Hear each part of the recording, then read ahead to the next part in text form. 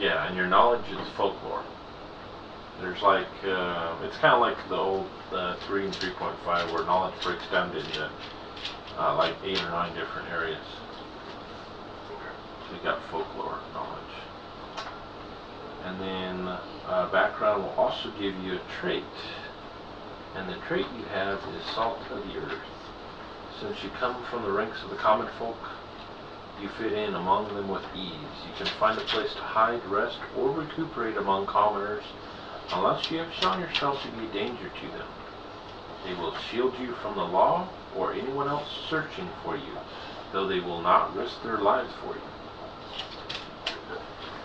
And then it's got some suggested equipment you get to start with, which is common clothes, an iron pot, a spade, a flask of rot gut. I'll have to take a look at that. Never heard of that. A toolkit appropriate for whatever profession you're going to choose. And then you get 14 gold pieces and 4 silver pieces.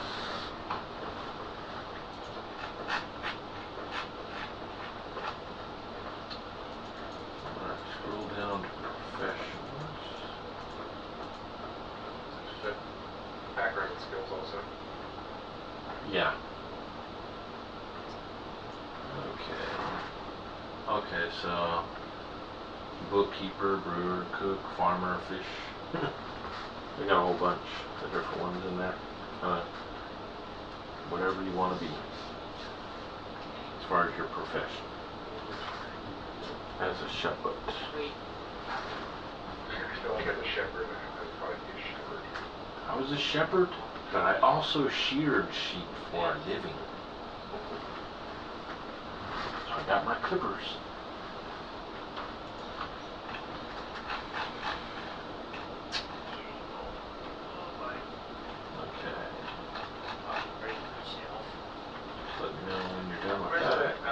Where are those professions? You said they're in the background skills? Yeah. If you look, you'll have to scroll down into the skills area, and it's just a little paragraph for profession. See, it's on page 9. It's where it starts, and it leads over into page 10. Okay.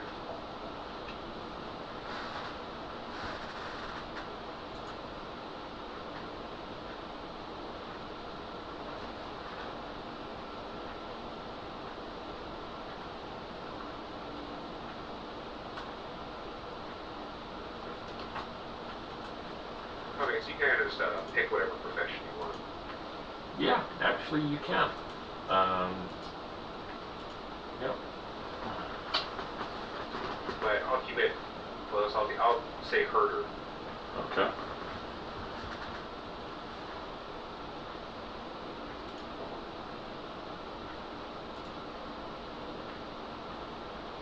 If any skill checks come up with about herding on top of it. That's right. You know how to herd sheep. And probably cows, too.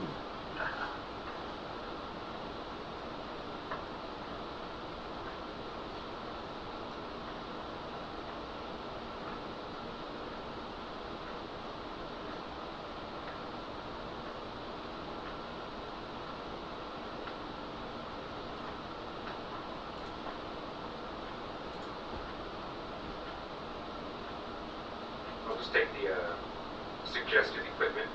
Okay. Pack. Alright.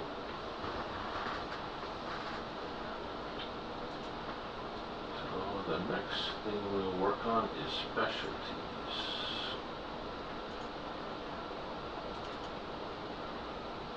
And for the monk, they recommend skirmisher. Although you can choose whichever one you want.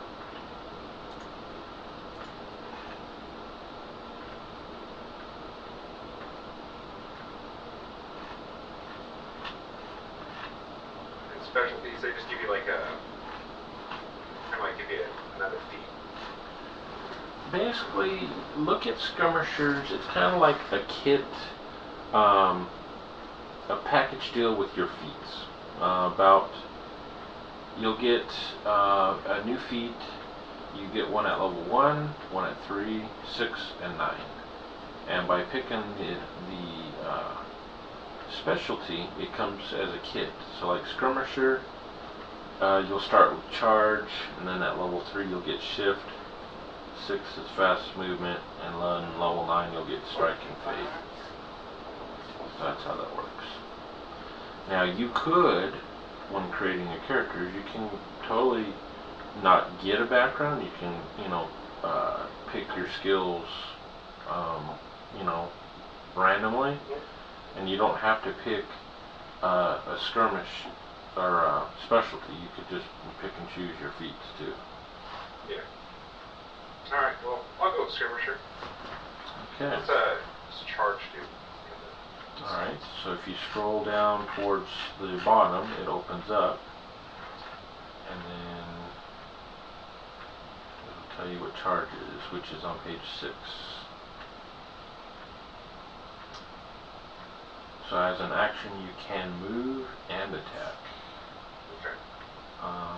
So I could pretty much double my movement and still get attack. Nice. Correct, yeah. It's got to be the shortest, safest route possible to that creature, and make a combat against it. Yeah.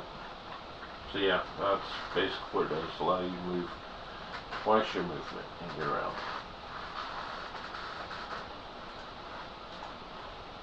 Alright. Now does it have the are they using the same like skills at will, and counter, and failure, and all that? No, those are different. You'll kind of see at will. With certain classes are still around, but the encounter, the dailies, that's not there anymore. It works differently.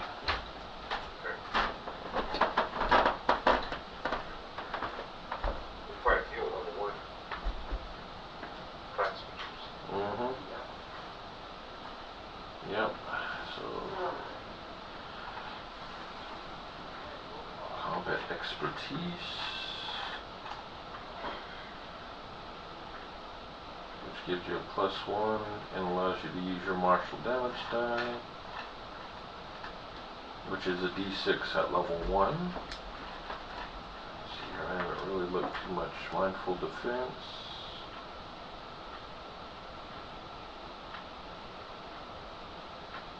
When you're wearing no armor or shield, your armor class equals 10 plus your dex mod plus your wisdom mod.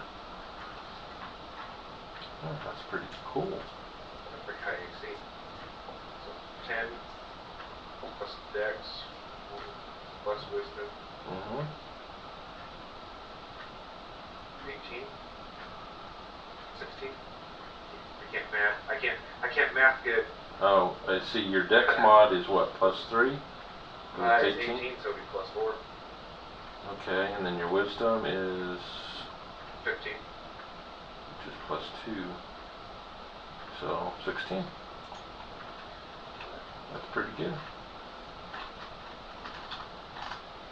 Okay, then you also get monastic training. Let's see here.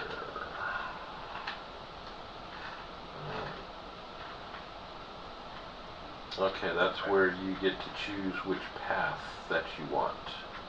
And the path that you pick basically dictates what maneuvers you get as a monk at certain levels. So this is where you're going to get your abilities. And those are on page 16. Look through right now. Okay. Well, actually, that's the tradition, not the training, but same thing, almost same thing.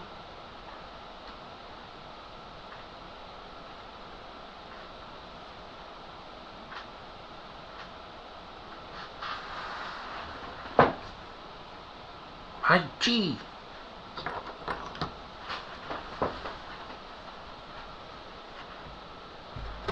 We go with Path of stone's endurance. Okay. Grass and stone.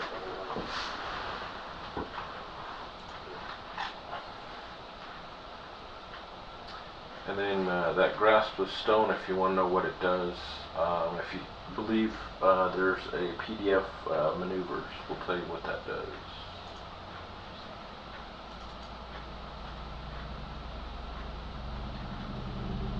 Oh, maybe not. I don't see it there. Okay, so it might be buried here in the classes thing.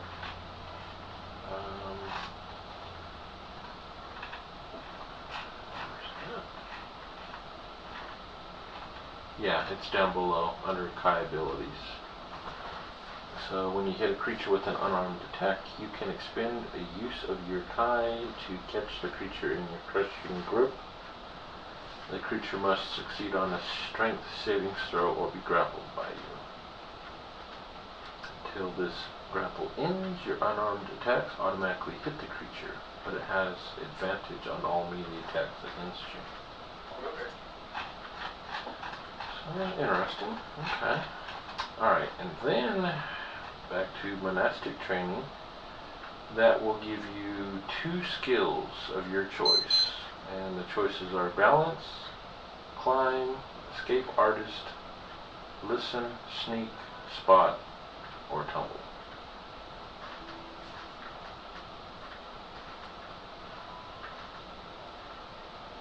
With balance and escape. Okay.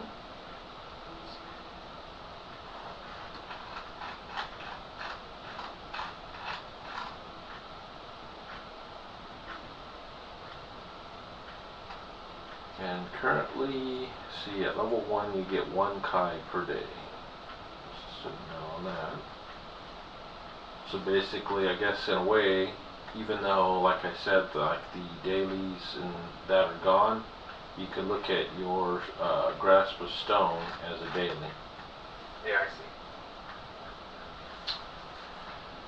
Alright, see, you also get Way of the Fist. Where is Way of the Fist? I saw it here somewhere. Okay, that... Oh, you have trained in the art of unarmed combat and excel at fighting without weapons. Your unarmed strike functions as a finesse weapon with which you have proficiency and deals 1d6 bludgeoning damage. What's a finesse weapon? Is that just going to use my dex? Correct. So you could use your dex instead of strength on that.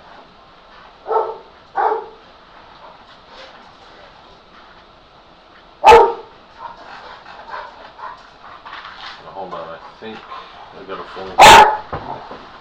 Oscar, what are you talking about? Hello? Well, what are you up to? Oh yeah, I was just calling to see if you'd watched that D&D Next question and answer episode.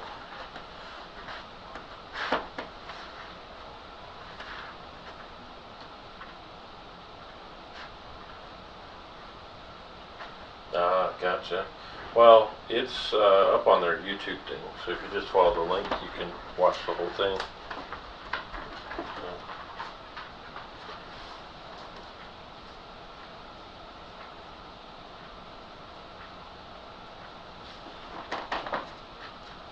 Yeah. Okay. Yeah.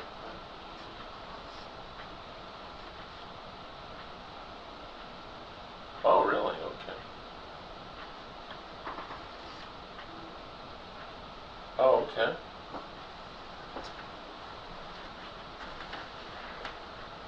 Oh, nice. Okay, cool.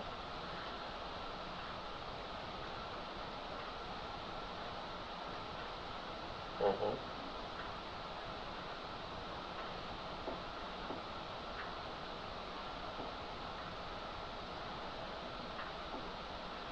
Gotcha.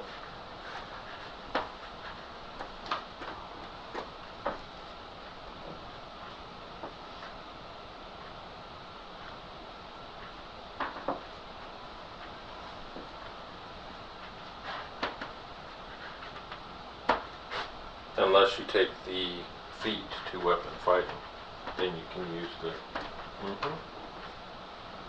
Yeah. Yeah. Yeah.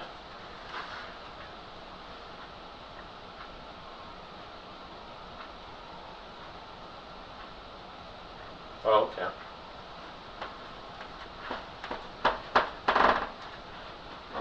Oh, okay. So it's just like regular D&D in a way.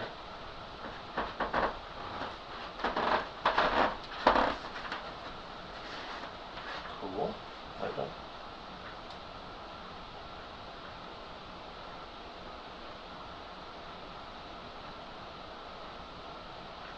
Yeah, natural is the only one you get to do double.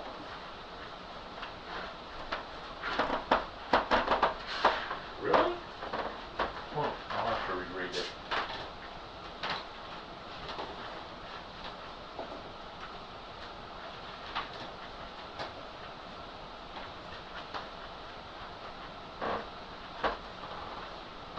Natural weapons. Okay. That's alright, I'll take a look at it here in a little bit. Yeah, right now I got Clay on with Google Plus, so I'm going through with them on how to create a character and show them how to play. Never played online. Yeah.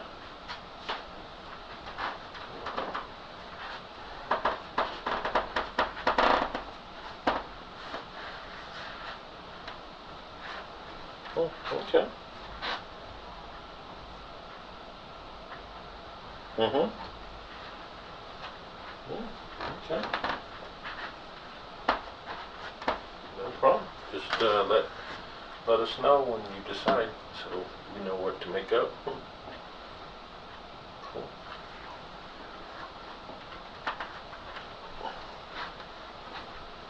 Mm-hmm.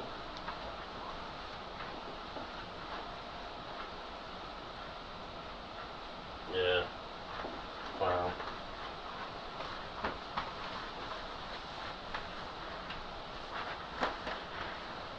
Yeah. Yeah. Well, when you figure out um,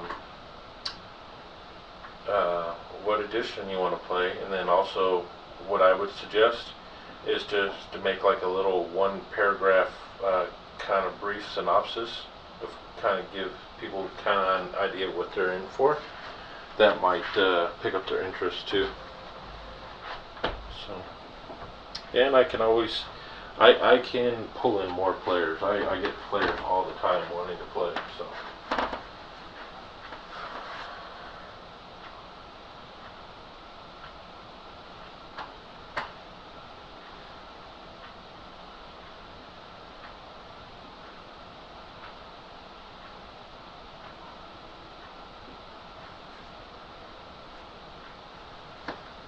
Oh, okay. Cool.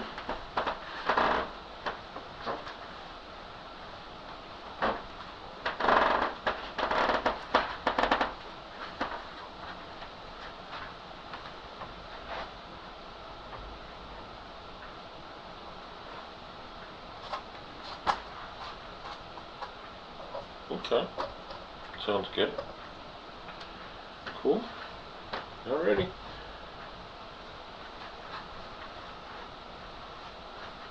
Okay.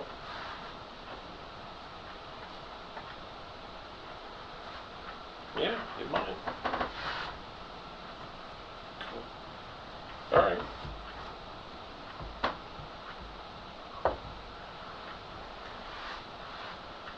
Yeah. Okay. Alright, take care. Alright, bye. Alrighty, I'm back. Sorry about that. No worries. Okay, so I don't remember where we left off. I think we're actually pretty set. Okay.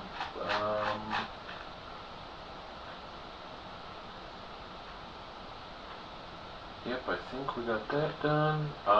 Did you also write down your suggested equipment? Starting equipment?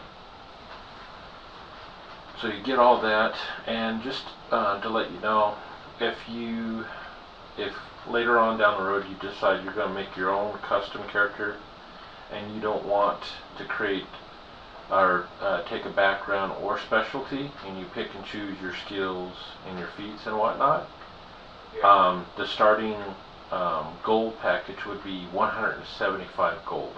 If you don't, because the background gives you a package, and then the suggested equipment gives you a package, which they approximate that together is 175 gold pieces worth. So just further options to customize with. Okay. Alright. Again, my character sheet here. Just make sure we got everything. So you got your armor class, got your hit points. You got your background, specialty, level. You need 250 experience points to go up to level 1. That has changed. That's pretty low. Mm-hmm.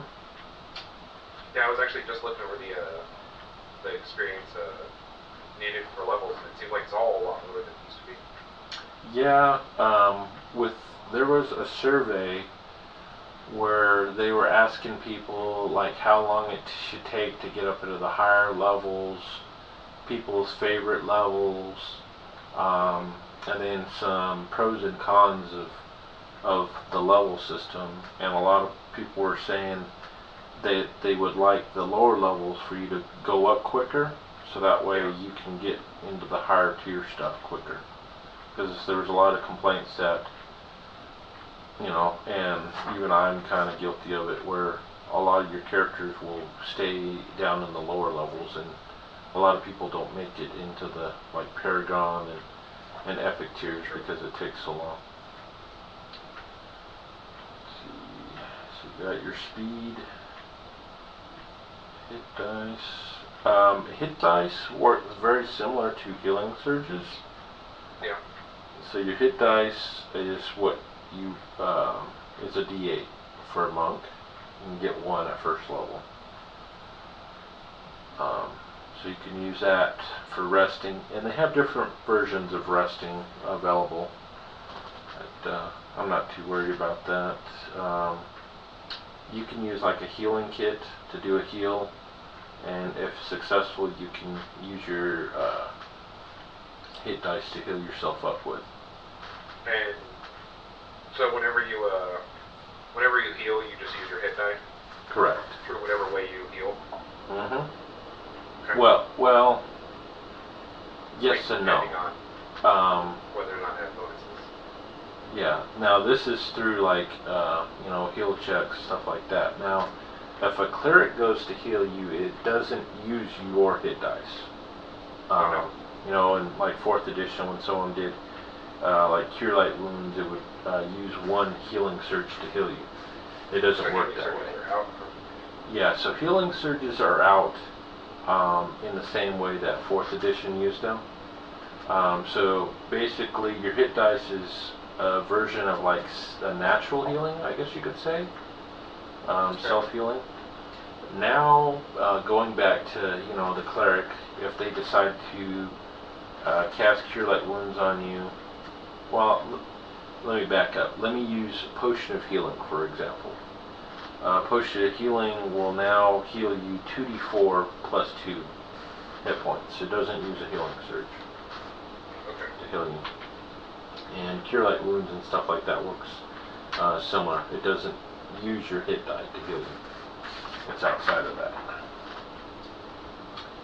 See, you got your vision, your signs, you got your weapons. Did you get your damage and what all your weapons do, or you just go, oh that's right, you would go to unarmed warrior. Okay, you got your skills, class features, traits, feats.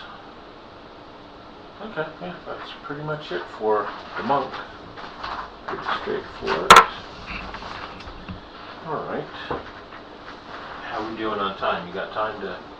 Yeah, I got time. Okay. Alright. So give me a minute here and I'll throw something together. And we'll run through something.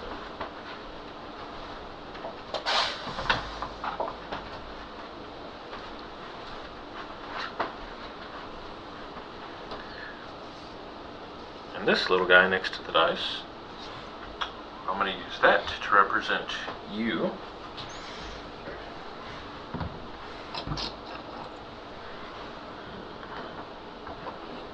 So what is your character's name? I haven't thought of a name yet. But that's not good.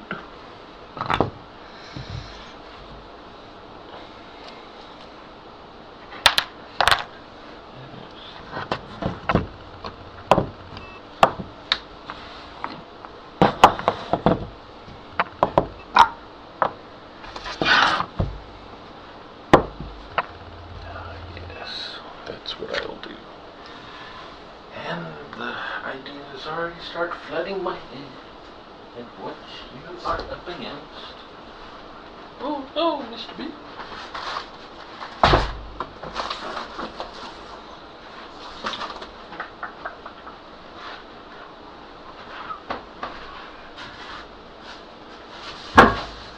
What's the matter, Felix?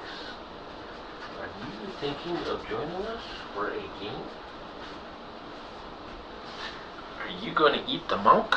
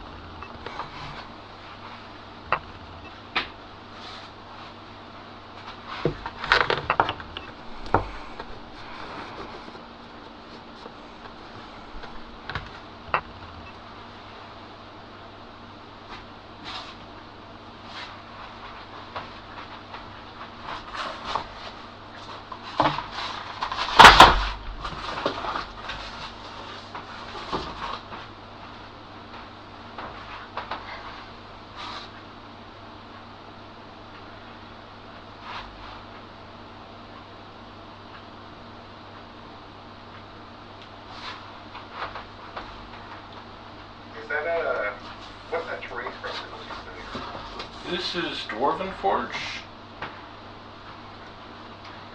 And a lot of it I also make some of it by myself using Hearst arts as well.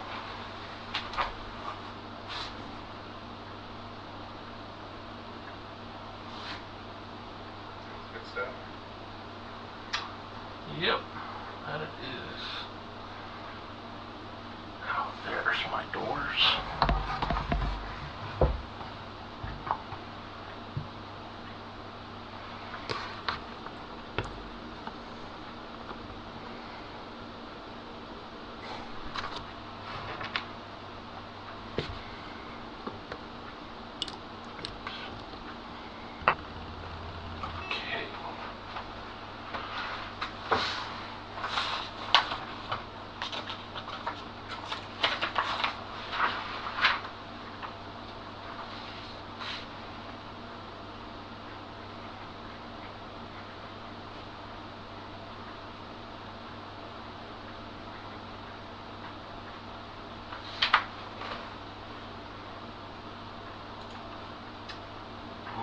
Have you contemplated a name yet? I did. I'm going with Marvin. Marvin. No, exotic, right? That works.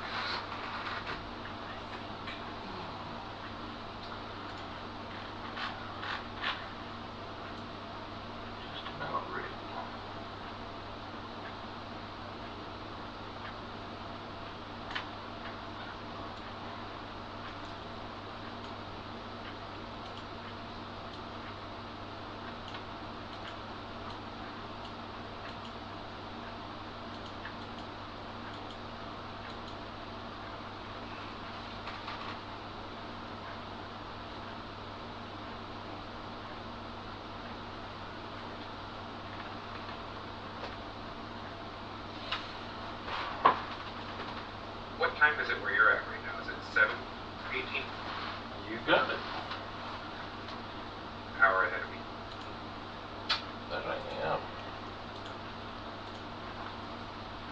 saw you used to live in Los Banos.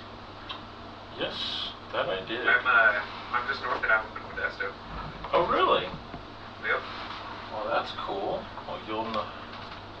You happen to know some of the players I play with are from that neck of the woods. John Costa, he is currently living in Merced. John Costa, that name just sounds really, really familiar. It might be. His brother Joe Costa, well, a lot of them moved to Turlock, so it's getting even closer. Yeah, the name sounds really familiar. Do you know what they do? Joe, he works with Pacheco Insurance. He's got a big family. He's got like 5 brothers and like 3 sisters. Manuel, his older brother, he works at Merced Community College. I think he works in the IT department. Then there's, Joe, who's the insurance salesman. Then there's Guillermo. He's in the Marines currently. Then there's Eddie. Eddie's still in Los Banos. I think he's just now going to college. Then he's got a sister, Maria. I don't know what she does. Another sister, Maddie. I don't know what she does. Yeah. Don't really know much beyond there. So you got them. Who else lives up that way? Or used to? No, actually. See, Truman, he is actually down in Exeter. You'll see Jason Miller pop up from time to time. He's in Hanford, or actually Lahore now.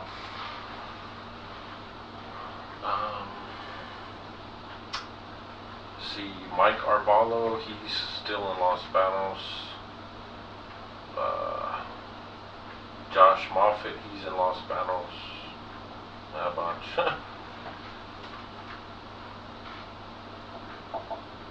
Yeah, I wouldn't doubt if you know the Costas and some. It was probably Maria or Maddie that maybe you run into, or Joe. Possible. Okay.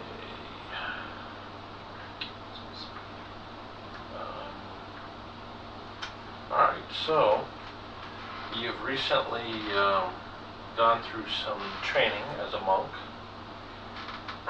and your master Malachi Sarin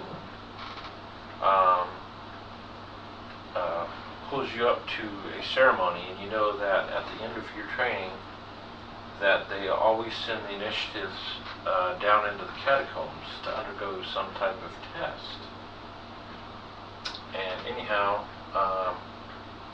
you know it's coming any day, and your master Malachi approaches you one day and says, "Marvin, I foresee that you have learned as much as you can from me, and it's time for you to put what you've learned to use. We have a trial in which we are going to send you down into the catacombs. And from here, life will be the teacher." And he says, he looks you up and down over. "Do you fulfill as if you are ready, Marvin?" Absolutely ready. Excellent. Most excellent. Alright, so anyhow, he takes you over to a huge, heavy, iron-bound door in which you know that the catacombs down below are reached from this area, but you've never been down there, as it's always been locked. So he takes a key and he unlocks the door, and you see a set of stairs that lead down into a hallway, and down below you can see the flickering of torchlight up ahead. And the master looks at you and says, I feel as if you are ready as well. We shall see you on the other side, Marvin. He then closes the doors, and you hear the lock click back in place.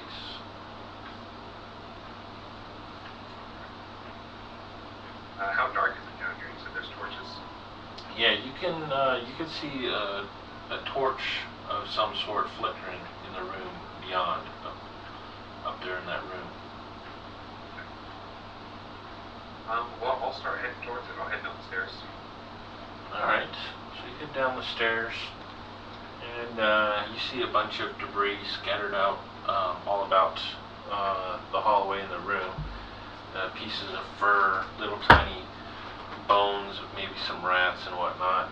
You see that there's a lot of cobwebbing along the walls, and a fine layer of dust, although it looks like this first hallway and into the room has seen some usage, not a whole lot, but it's pretty dusty down here. So you approach into the room, and on the opposite side of the room that you come in, you see a door, a wooden bound door with a metal pull ring. In the center of that room there, you see a torch that's in the middle, lighting up the room on the sconce. Okay. There's a new way to take the torch. Yeah, it's just sitting up there on like a sconce, so. Alright, well, I'll take the torch with me so that I have light, and I'll go check to see if the door's unlocked. Alright. So you approach the door, and you pull on it, and it feels as if it is unlocked as the door comes towards you. Do you finish opening the door? Yes. Okay.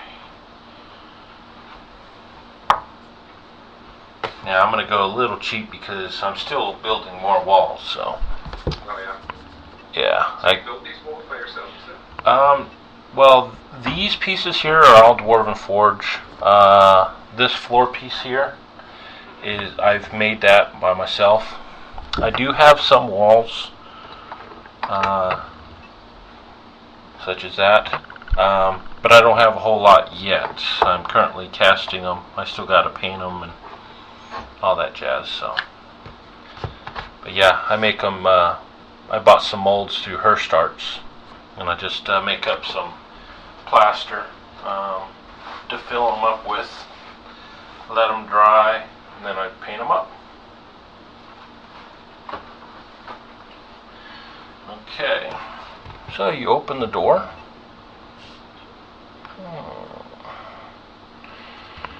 And you find a hallway up ahead. We'll kind of mix and match it here. And you see up in the distance, it starts getting, you don't see another method of light source down there, so all that's illuminating what you're seeing now is the torch that you're carrying. But you see that it ends in an intersection, a T intersection up ahead. You hear a dripping sound echoing from the corridor off to the left. Drip. Drip. Alright, well, I'll head up and peek around the corner to the left. See if I can see anything. Alright. Felix, you need to move. We're not playing Felix right now.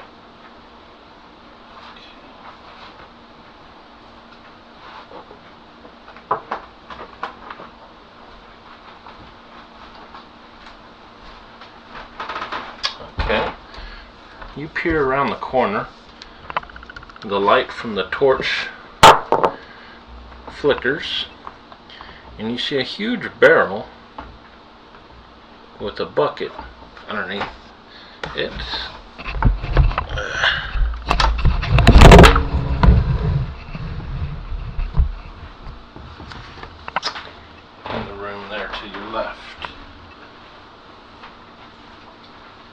can tell that the barrel is leaking and dripping fluids into that bucket. Okay, well, we'll head over to take a closer look. Okay. Alright, you proceed further into the room to take a look. I need for you to make a wisdom check. And this is going to be off of spot. So if you have the spot skill, you can add a d4.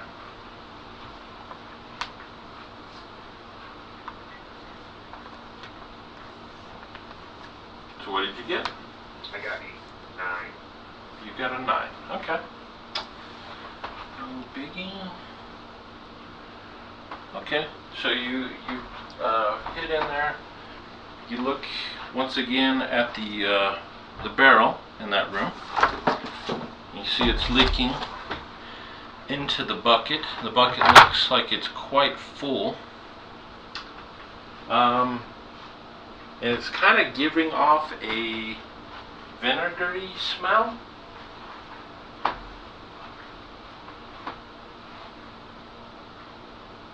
Alright, well, I just want to check out the liquid closer and see if I can figure out what it is. Okay. So, what are you doing to? Are you? I'll give it a taste. I'll go for it. Okay. Agreed. Alright, so are you cupping a hand to take some, or are you just stuffing your head in the bucket to take some? I'll put my hand in to pull some out. Okay. Alright, so you cup your hand to go pull it, and it's pretty cold to the touch, and you take a sip of it, and it's definitely fermented alcohol. It's definitely going bad. But you get a tingling sensation off of tasting it, and temporarily that gives you feel a little stronger, more robust. So I'm gonna give you a +1 to your strength. Definitely alcohol. Gives you tingling sensations, make you feel stronger. Yeah. All right. So you do that, and as you were drinking some of that liquid, there's still some liquid in the palm of your hand. You're holding the torchlight. You look out of the corner of your eye, and out of the corner of your eye at the liquid in your hand, and it's reflecting an image back behind you. As you see,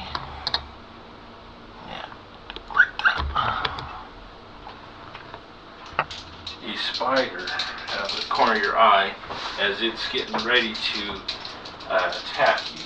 And at that time, oh, it missed. Lucky. It takes a bite with its mandibles as you quickly spin to the right. Alright, that was the surprise round, since you didn't spot it. Okay, we're going to go to initiative now. Is initiative just dexterity bonus? Correct.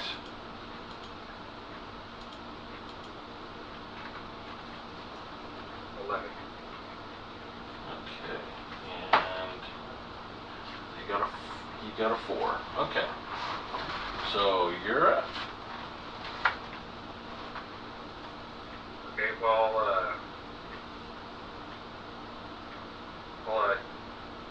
I'll toss my torch out away from me and get ready to fight. So drop my torch. And yeah, so if I'm close enough to it, I'll try to hit it. Okay. Unarmed. Okay. Go ahead and roll your attack.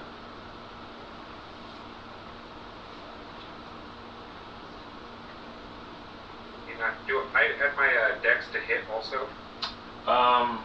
Since you have finesse with your unarmed combat, you can use your dex or your strength. It's your choice. Okay. So and my damage then. Correct. My dex. Both. Alright, well I rolled good on to hit. I roll an 18 to hit plus my dex, so it would be a 22.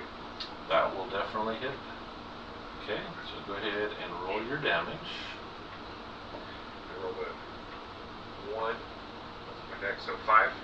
Okay, now here's another thing. As a monk, you have, let me make sure I'm getting this right. I believe you also get martial die. And what that means is you can add another d6, and this comes up every time. So it's kind of like an at-will thing.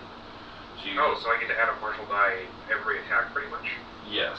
Now, every once in a while, you'll have classes that instead of using their martial die for extra damage, some classes will let you use it to do like parrying blows and other things like that. But I'm not seeing that on yours, so it looks like it's a way for you to do more damage currently. So if you want, you can also add that in. Okay, yeah, well definitely. Okay.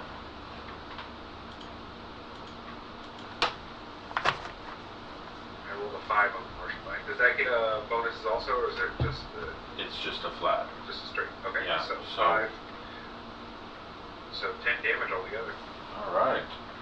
So you step in and you do a power blow to the top of its head as you hear it squeal out in pain, letting out the squealing sound as it kind of backs up against the wall and jumps up and lunges for you, trying to bite into your neck. And it misses as it lands to the right of you. It is your turn again. And it's unlucky spider and a lucky monk.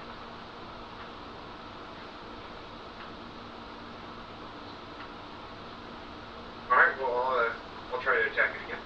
Okay. Go. 7. 7 is a miss. As you come up with an upper blow with your left fist, and it visibly misses as the spiderling backs up, and this time it scuttles in close, trying to take a bite out of your right leg. Ooh, it's going to miss again. As you lift up your leg, it's your turn.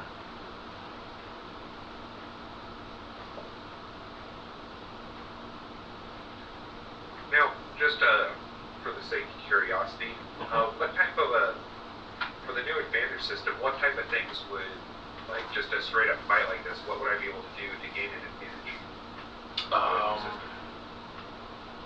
On a spider, it's kind of hard. Yeah.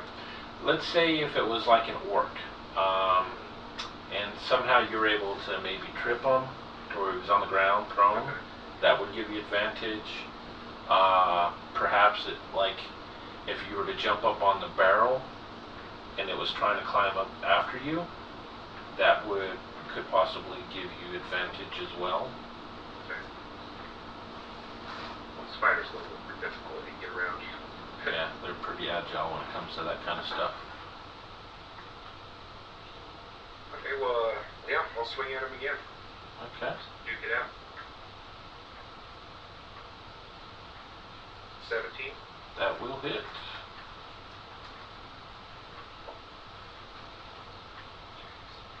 Now I use my martial Okay. die again. Okay. Plus 4, so 13 damage. Okay.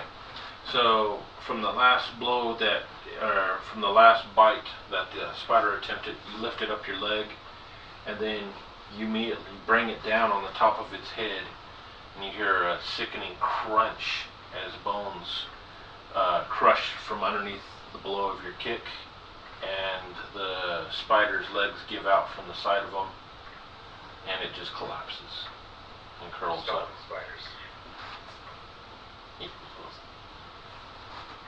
Right. And I'll give you experience as we go here. So we'll give you 60 experience points for that guy.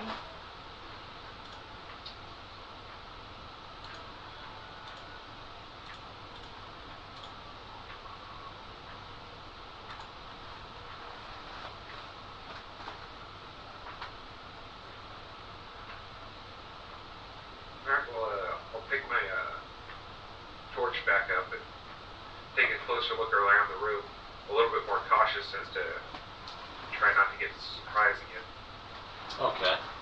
So you're carefully looking about the room, eyeing the ceiling. Is this that I see here, is that the full extent of this room? Yes. Yeah, it's completely walled in there. Okay. Alright, well, after I look around a little bit closer, I'll start heading back out the other way. Okay.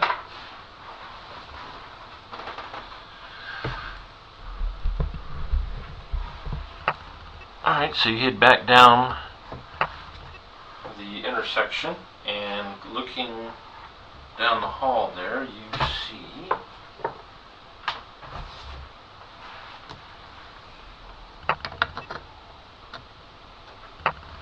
actually, I'm going to move this camera a little bit. We'll go down to first view.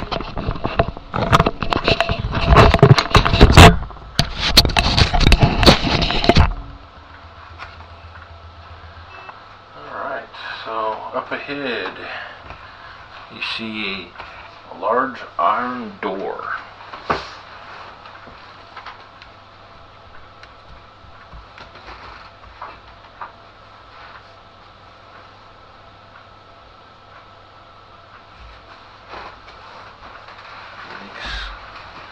We're not clean.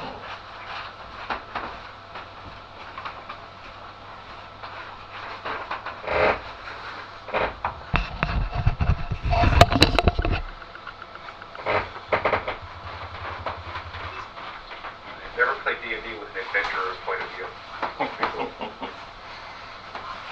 Yeah, I've just been playing with it over the last few weeks, and it really looks cool like that. Yeah.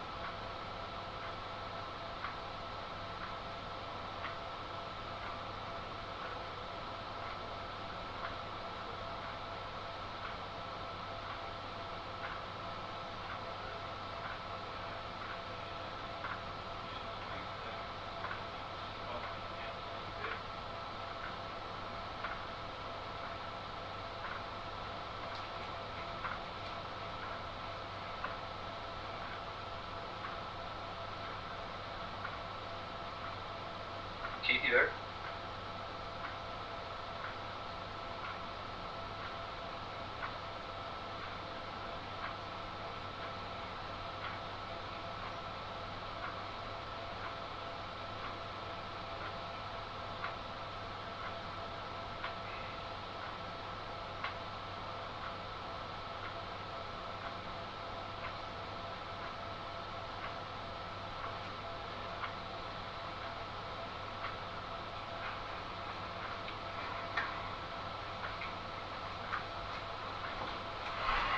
Okay, I'm back. Sorry about that. No problem. Okay, so you're facing a closed iron door. Alright, well, I'll go up and check it out, and again, check to see if it's unlocked. Okay, you go up to it. You don't see any pull handles on it. You kind of push on it, and it looks like it's shut.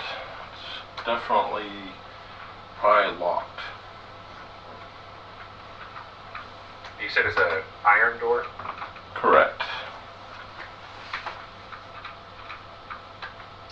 Alright, can I look around, the walls close by and see if I see any type of mechanisms or any way to open it up? Sir. Okay, so you're going to be doing a search, which is based off of your intelligence. So we'll do an intelligence check. 15. 15. Alright. You study the wall, and you're feeling around all the bumps and whatnot in the field stone, and off to the left you find a loose stone, and upon pressing it you hear an audible click emanating from the door ahead of you. Nice. Alright, well, I'll start to open it very slowly, kind of looking for any danger. Okay.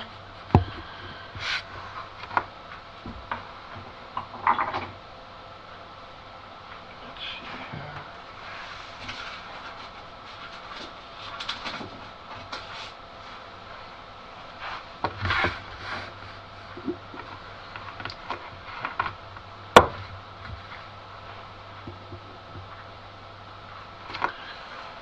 Okay, move around so you can see it.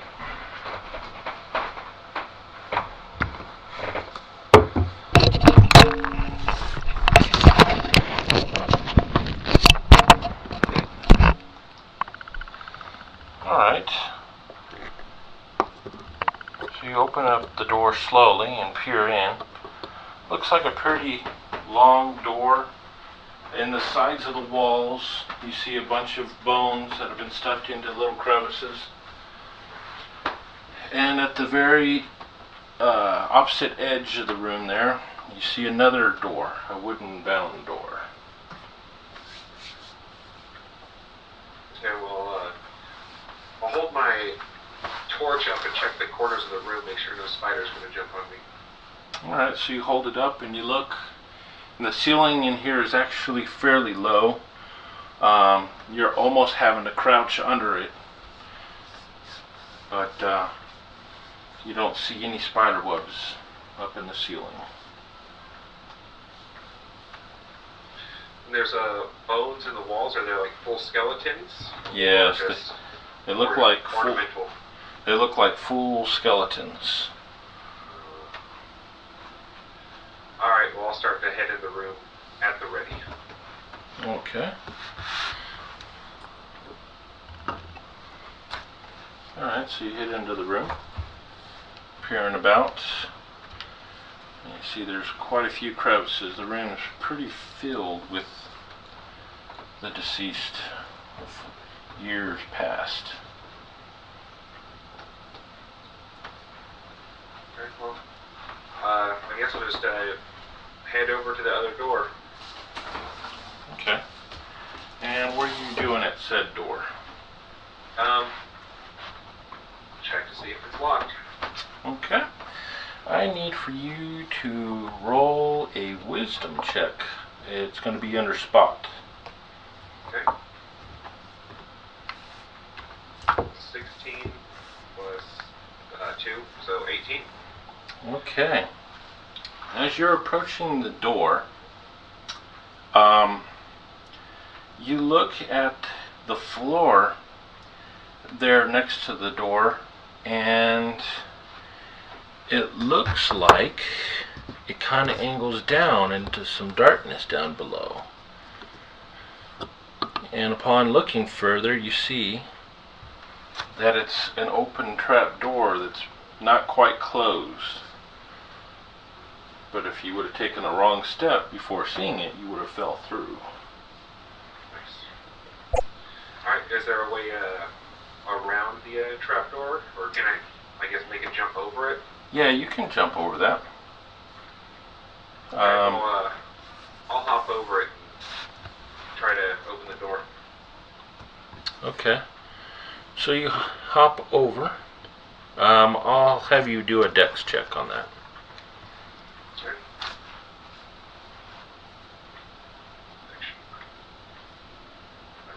8 plus 4, 12.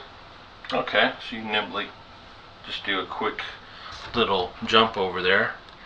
And out of the corner of your eyes, you see movement in the room from where you were just at. Upon looking over your shoulder, you see 2 skeletal forms that have crawled out from the little crevices in the side of the walls and are shuffling towards you. Alright, well, I'll still give the door a push to see if it's open, in case any retreat, and then I'll stand my ground and wait there on the other side of that trapdoor. Okay. You give a push on that door, and it kind of pushes open a little bit. It's definitely not locked.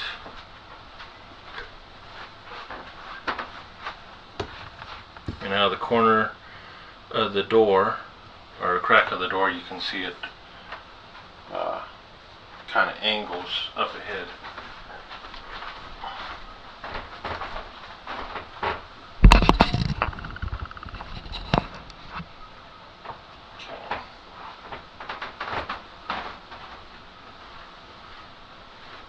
What are you doing from here?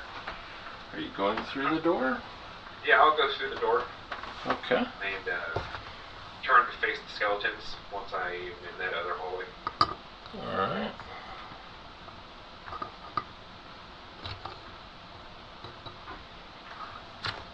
Alright.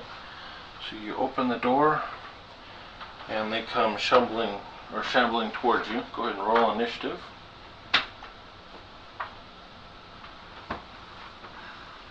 14, 18. Okay, you get to go first. Can I ready an action? Like one of the skeletons gets close to me and make an attack? Yes, that you may. Alright, well, I'll do that. Okay. Alright, so you ready the action. This one comes close to you there as it steps at the corner. It's going to make a dex check. It made it.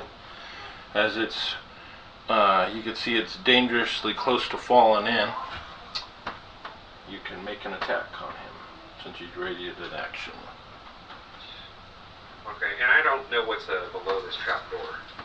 Correct. I just know that it is a trapdoor. Correct. Alright, well, I'll make an attack on him. I can reach him from where I'm at, right? Yep. Alright, yeah, I'll make an attack on him. Okay. With my unarmed hand, if I have the torch in one hand. Okay. 9, 13. Alright, that will be a hit. As you reach out with your left hand and you connect it with his face.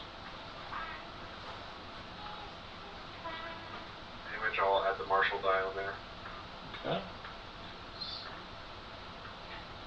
11. Alright. As your fist connects with the face of the skeleton, it shatters, and the rest of the skeletal form falls limply through the trapdoor. It slides through the crack in the trap door, and you hear it bouncing off the stuff down below.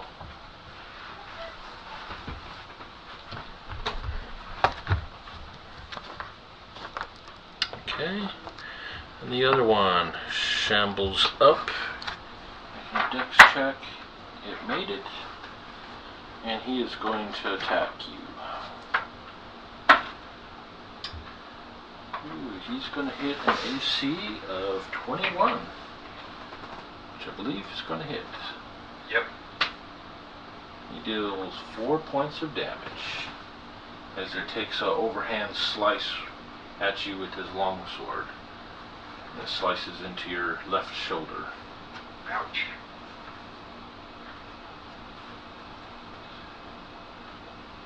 Alright, well, I'll attack back if he's done with his turn. Yep, it's your turn. Alright, well, I'll attack back. Okay. 14, 18. That will hit. 9 damage. 9 damage. As you come in with another wild swing with your left hand, and you connect with his upper jaw, and his jaw shatters, and the rest of the skeleton just loses coherency and just falls to the ground, and most of the bones slide through the crack in the trap door, and you hear him bouncing off of debris and stuff down below.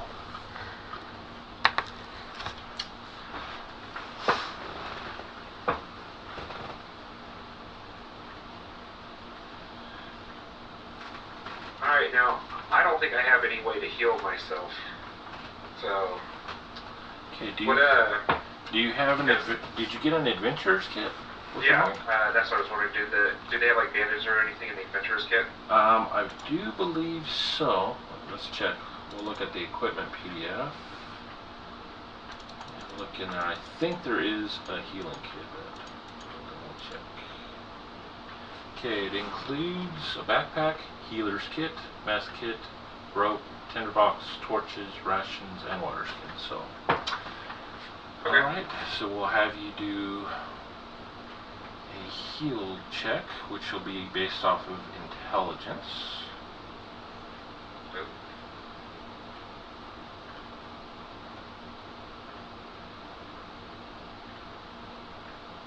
8 to 7.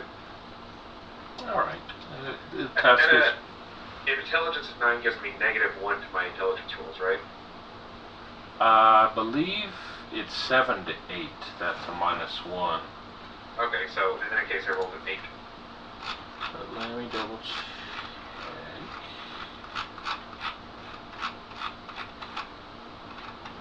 Must be under how to play.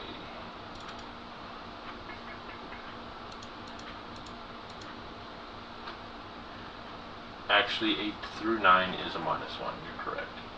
Alright. Okay. But still, it's a pretty simple task, and you're able to figure out how the bandage or the healer's kit works. As you quickly bandage your shoulder, you can get 1 heal die back, or use your hit die. So you roll a d8, Okay. and that's what you will get back. 7. So I heal myself back up. Okay. Now, do healer's kits get used up? They just kinda... No, I don't think they had a thing on here, but I'm going to double check because that's a good question. No, it doesn't get used up. Okay. Cool. Okay. And that encounter will give you 50 experience points.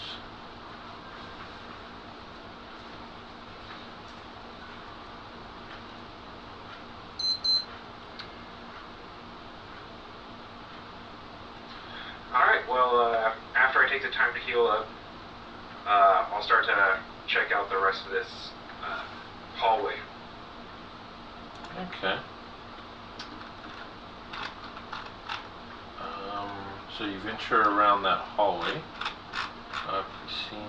Trying to figure out where it goes.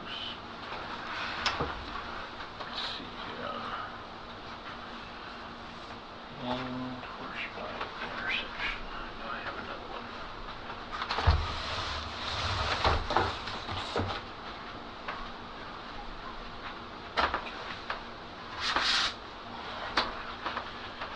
Alright, peering around the corner.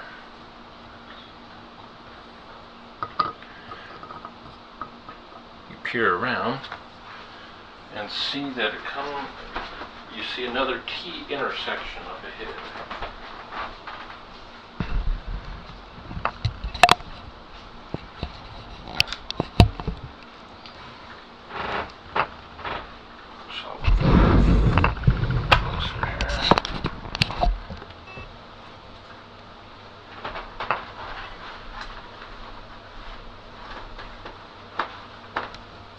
Attack of the giant cat.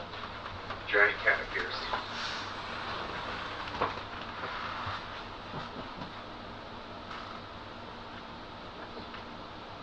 Alright, well, I'll move up and head to the left. Alright. Keeping my eyes open for giant spiders. Marvin doesn't like spiders. Okay. So you hit around the corner here. And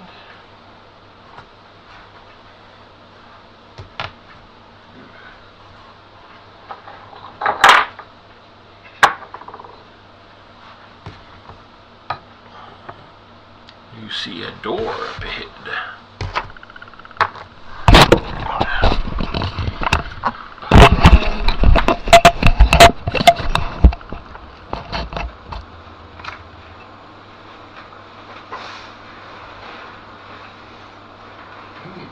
Another door.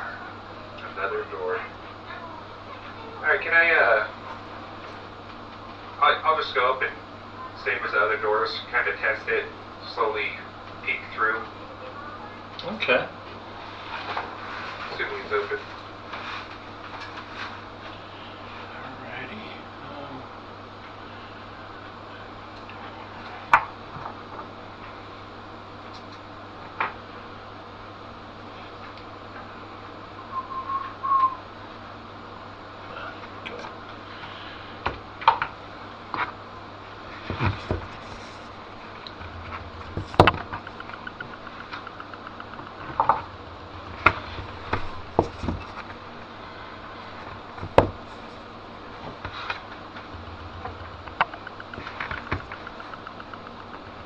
Alright.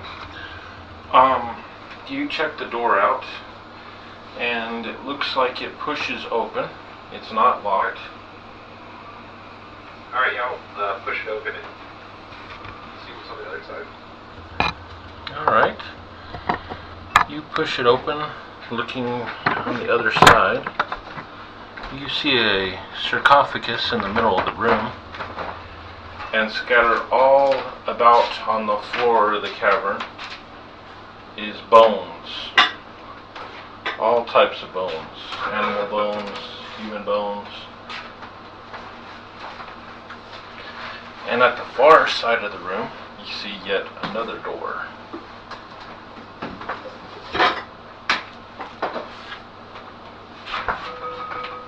Alright, well, what do you say, there was a sarcophagus in the room? Yes, there is a sarcophagus in the room. Alright, well, I'll go peek it.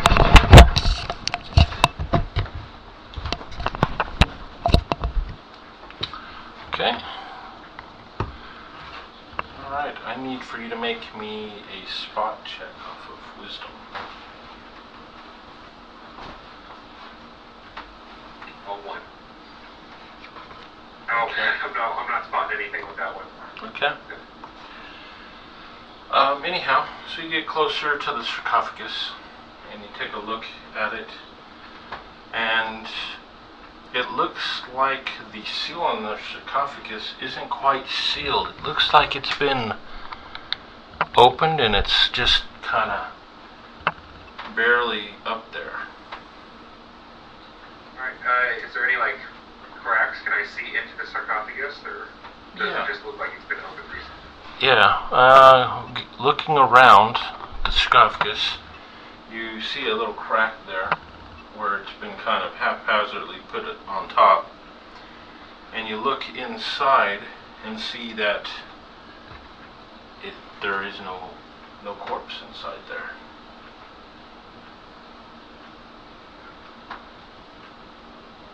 Alright, well, I'll leave it be. Okay. That's not mess with sarcophaguses that you don't know, right? Correct. And, Alright, and with that, as we're peering down in there, you're starting to put your head back up, and you hear the slicing of air, metal through air, as a blade bites into your back, sneaky skeletons. dealing 2 points of damage.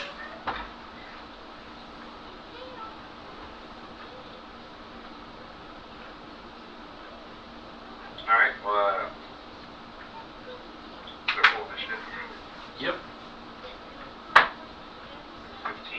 19 on my initiative. You get to go first. Alright, turn and we'll see what attacked me. Okay. We'll use knowledge. Well, you can see what it is actually. You wheel around and find that it's a skeleton. And it doesn't look like a normal skeleton. He's actually has some pretty fine looking armor on him. And he's got a sword that's pretty rusted and pitted, but it looks like at one time it may have been a pretty well used sword. Seen a lot of action. Probably a masterwork at one point. Yeah, well,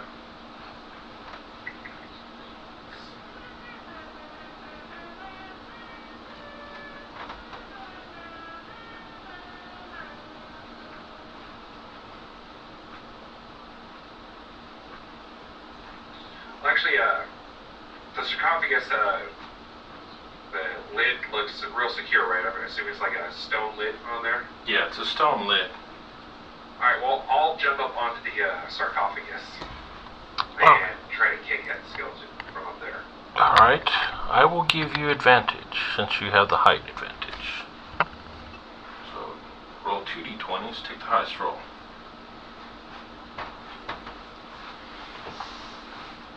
Oh, well, I rolled a 1 and a 19, so I think I'll take the 19. Alright.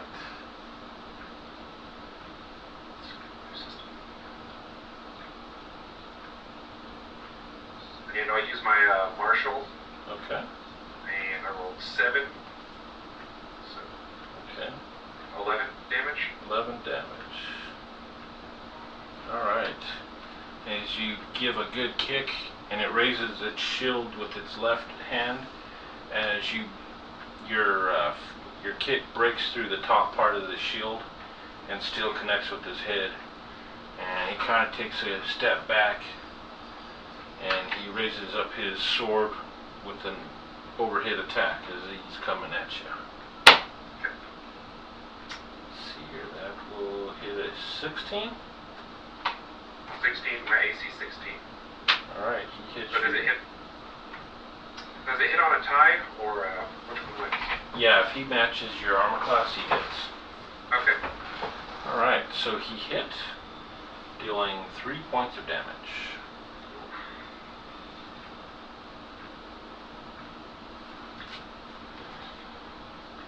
Some scars from my first adventure already. Yes.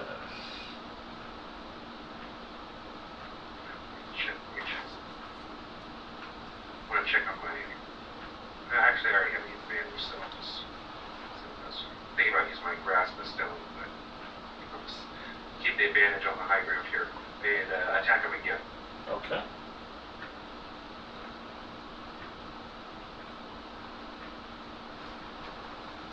Uh, 8, 12. 12 Right. is a miss. Roll a 1 and an 8. So Alright. you do a kick with your left hand and he raises his shield and he's able to dodge the blow with his broken shield. Okay. Alright. He now comes at you with a backhand swipe with his long sword. and he misses as you jump above the blow. Okay. I'll attack him again. Okay. A 6 and a 1. I rolled 3 ones in a row now. Wow. As you Alright. do a kick to his head, and it dodges to the left, and it comes at you with another side-to-side swing with its sword, and it missed. Alright. Roll a little bit better on this one. 15? That will hit.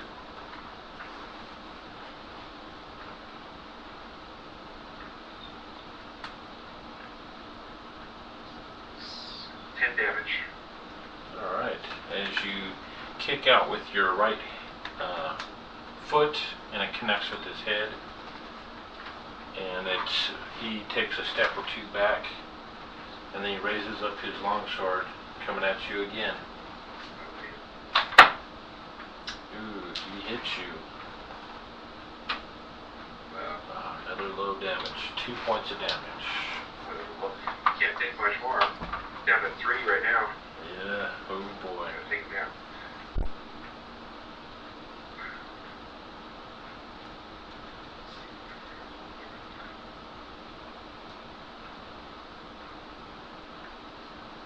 Alright, well, I'll just attack him again.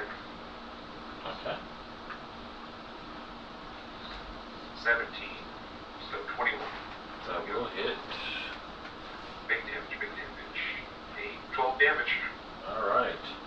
As you connect again, you do a kick to his jaw, and it tears off the skull. The rest of the skeleton collapse. Right. Sweet.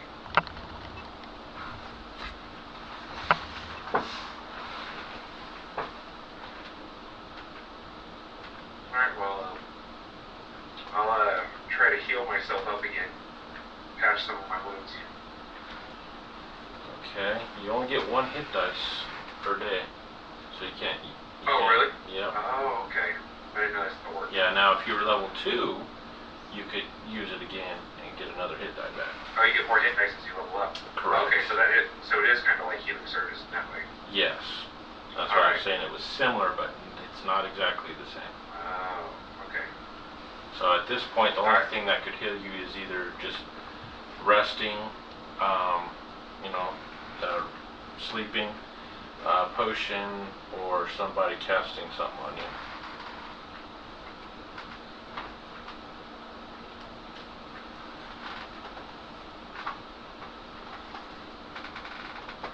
So what are you going to do now? Try this side.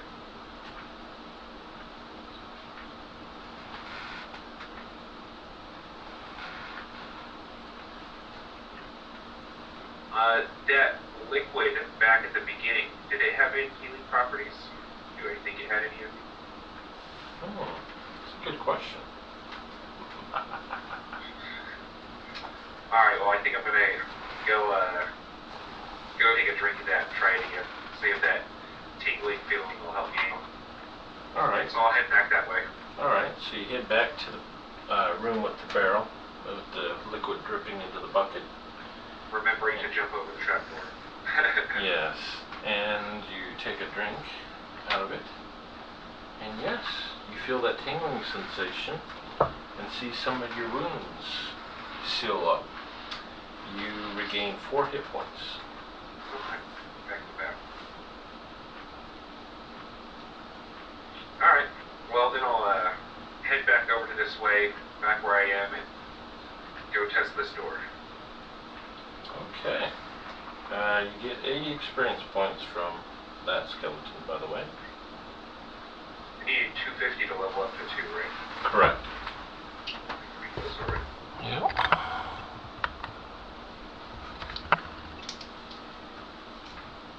Okay. So you're now standing in front of the door. It's a wooden, iron-bound door. Alright, I'll check to see if it's unlocked and If it is, peek through and see what I see on the other side. Okay. You go to check on it. You go to pull and push on it, and it doesn't give. So perhaps the door is locked.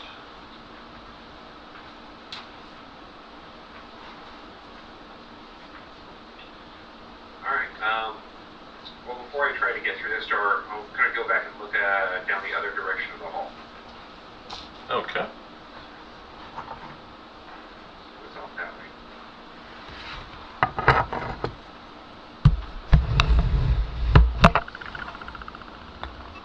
Oh, there's a door over there, too. Doors everywhere in this place. Yes. You find another door up ahead. It's a wooden door with a metal pull ring on it. Alright, is it, I'll check to see if it's openable. Okay, I need you to make me a spot check, please. 20. Okay. You notice, as you're checking the door, that to your left there in the wall, there's a pretty good sized hole in the bottom of the wall. It's probably at least a foot to a foot and a half wide. Hole in the wall, huh? Mhm. Like the stones are missing and does it look like it's a tunnel in, or? It looks like something tunneled in. Okay, well, hold my light down there and see if I can look down into it. Hopefully no spiders try to bite my face. Okay. So, you look down into the hole there, and it looks like it angles up. But you don't see anything in there. You don't see a lot of debris around the hole, so it looks like it's probably been well used. And it angles up. Correct.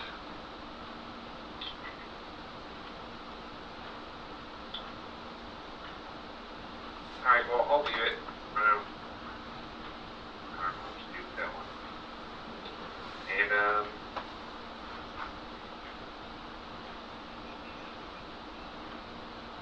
yeah, I'll head towards the door.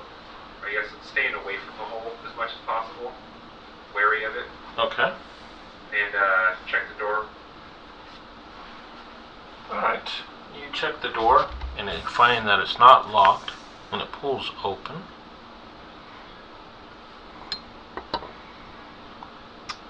And you peer into the room, and you see a portcullis is around.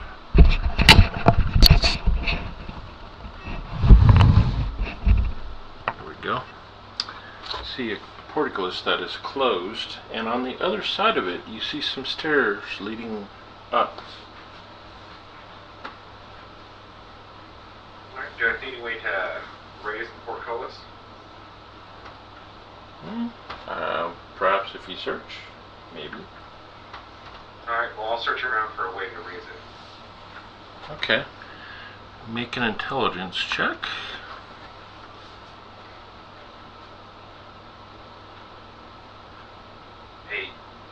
8.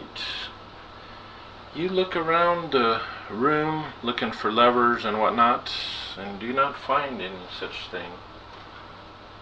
I wonder how that portcullis opens. Alright, can I just try to give it a lift and see how, if it's locked into place? Yes, actually you can. I need for you to do a strength check. 18. Alright. Okay, so you get down and you're giving a good heave, and at first it's kind of real hard. Maybe it was rusted or something, and you feel something kind of give loose, and it starts to raise.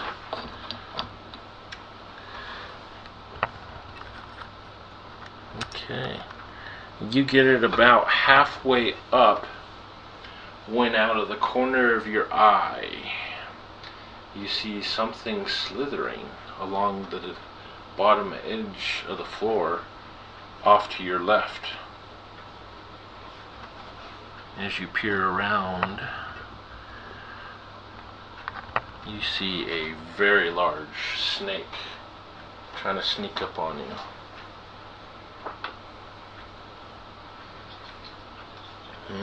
What to do? Are you going to let go of the portcullis?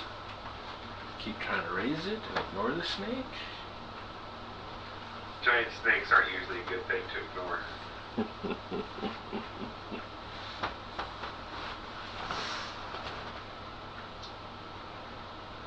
Is there any way I can get onto the other side of the portcullis?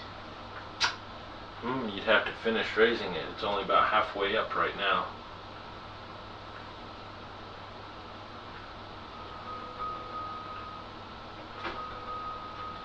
But, I mean, anything's possible. You tell me. I mean, perhaps if you do some fancy footwork or something. Yeah, because I want to try to get the portcullis, or get underneath it and bring it back down. Or, try to bring it back down either before the snake gets there or on top of the snake. Both of those would work for me. So I'm going to try to raise it up as much as I need to and scoot under it and let it fall or Okay.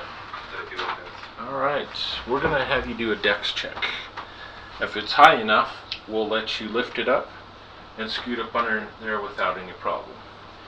If you fail miserably, you won't be able to quickly get under there before it drops. Okay. Oh, 9. You got a 9? A 9. Now I roll with 5. Alright, did you roll your skill die on that as well? The d4? Oh, so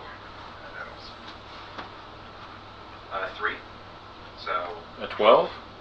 Okay, just barely. You're able to lift it up and scoot up underneath there as you let go of the portcullis. Now, I'm going to go ahead and have you roll to hit using the portcullis on the snake. I'm going to give you advantage, so you get to roll 2d20. So go ahead and roll. Alright, I rolled a 11 and a 12. Okay, so you get to take the highest roll. So. Okay, so I'll take 12. Alright, so you got a 12 to hit, which will hit. And we'll say, since it's pretty heavy, I'll let you roll 3d8 damage as it slams on top of the head of the snake as it's coming through. 13. 13. Alright, as it impels deeply into the head of the snake, and you see the back end of it curls as it's trying to get away, and it's clearly impelled.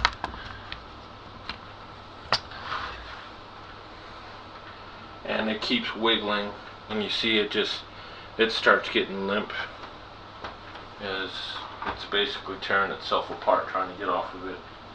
After a few minutes of trying to wiggle through, it finally dies from the trauma.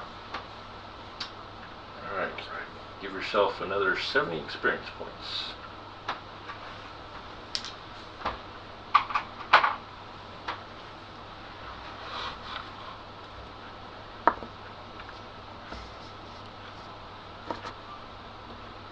That'll put me at 260, so. Okay. So you will level up. Okay, we'll let you level up.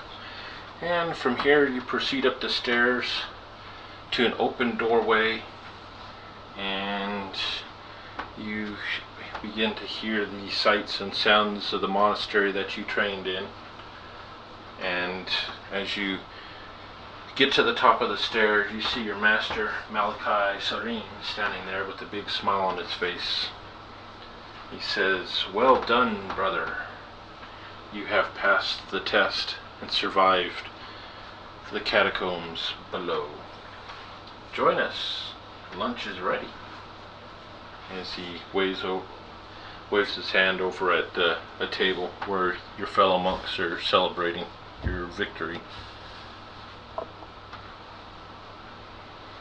I can go join in the festivities and level up. Okay.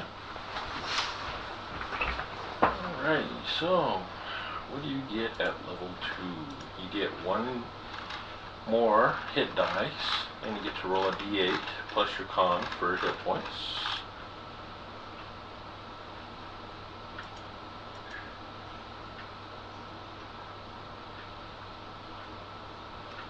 One d8 plus my con, you said? Correct. So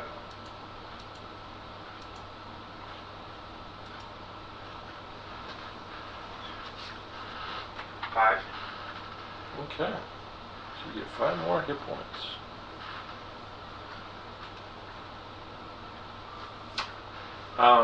Another way you could do the hit points on leveling up, I guess I should have said it, is you can roll the old-fashioned way. You know, of course, it's also up to the DM, but I really don't care which way. Instead of doing 1d8, you could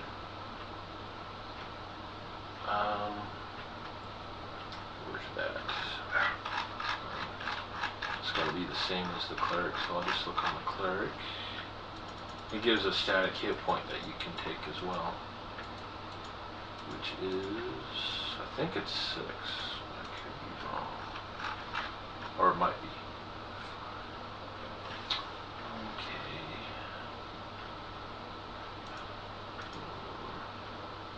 Okay. Yeah. So it's 5 is the static, so it's. Okay, so I can either roll a d8 or take a 5. Mm-hmm. Alright, good to know. I'll take my roll for this time. Okay. Cool. And then you also get Undaunted Strike now at level 2. What does that do?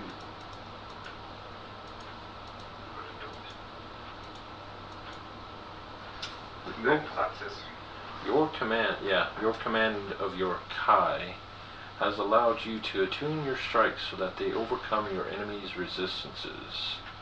As a benefit, your unarmed strike counts as being magical, adamantine, cold iron, or silver for the purposes of overcoming resistance.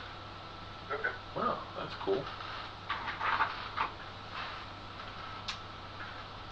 Cool.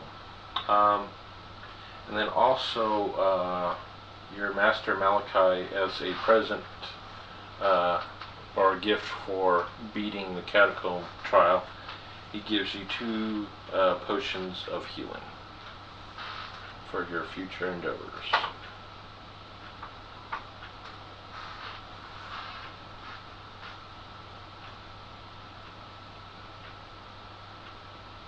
The potion healing, you said they do 2d4 plus 2 is how much they heal.